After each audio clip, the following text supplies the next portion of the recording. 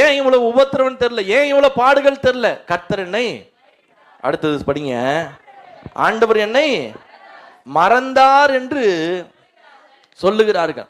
மடிக்கும் போது பல சமயத்துல ஆண்டவர் என்னை விட்டுட்டு போயிட்டாரு, ஆண்டவர் என்னை கை விட்டுட்டாரு, நான் ஆண்டவருக்காக எவ்வளவு செஞ்சேன், ஆண்டவருக்காக நான் எவ்வளவு பாடுபட்டேன், ஆண்டவருக்காக நான் எவ்வளவு உழைத்தேன், ஆண்டவர் என்னை கை விட்டுட்டாரு, ஆண்டவர் என்னை மறந்துட்டாரு, ஆண்டவர் என் கூட இல்லையே, இப்படின்னு என்ன செய்யறாங்களாம், சொல்லுகிறாங்க. நிறைய பேர் சொல்லியிருப்போமா? கை தூக்குங்கன்னா என்ன பண்ண மாட்டோம், தூக்க மாட்டோம். ஆனா நிச்சயமா என்ன பண்ணியிருப்போம், ஏன் ஆண்டவர் எனக்கு இந்த நிலைமையை வச்சுட்டாரு, ஏன் இவ்வளவு ஒரு வேதனையான சமயத்திற்குள்ள ஆண்டவர் என்னை நடத்தி கொண்டு போகிறார்னு நம்ம நினைப்போம்.